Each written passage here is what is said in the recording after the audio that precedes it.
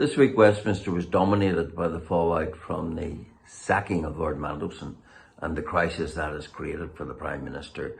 And in consequence, there was an emergency debate this week in which I was very happy to participate.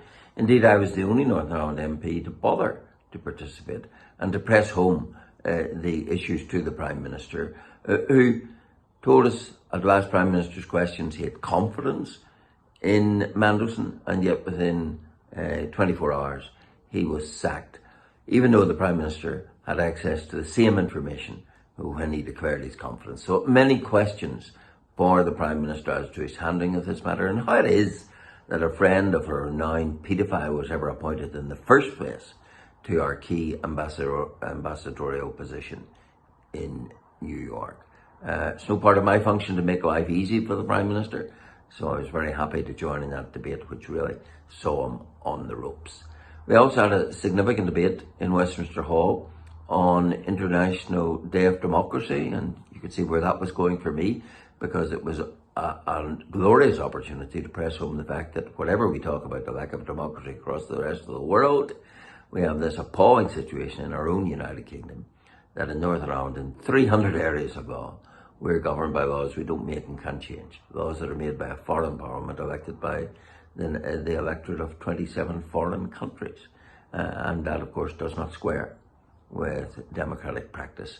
So it was a golden opportunity to press that home. I'm disappointed that the only other unionist MP who spoke in that debate had nothing to say about that and rather wasted their time talking about other issues. We also this week had the introduction of the sentencing bill in Parliament. Now, the sentencing bill in the main does not apply to Northern Ireland, but Part 4 of it does, and Part 4 of it is meant to provide for the deportation of foreigners who are convicted of serious criminal offences, where that's appropriate. And the point I was making very clear in my intervention was we must make sure that what it says in the bill will be enforceable in Northern Ireland. And of course, the reason why it mightn't be is again the iniquitous protocol. We saw it with the Rwanda Bill, we saw it with the Legacy Act, whereby because of Article 2, which imports to Northern Ireland enhanced so-called human rights by putting a subject to the EU's Charter of Fundamental Freedoms, criminals and others can claim rights that they don't have elsewhere in the United Kingdom. So we can't afford to arrive at a situation whereby a law which would provide for the deportation wouldn't be operative in Northern Ireland. You've had the farcical situation of foreign criminals being able to be deported from England, Scotland and Wales from Northern Ireland. Of course, that would make Northern Ireland a magnet for such foreign criminals if they couldn't be deported back from where they came from.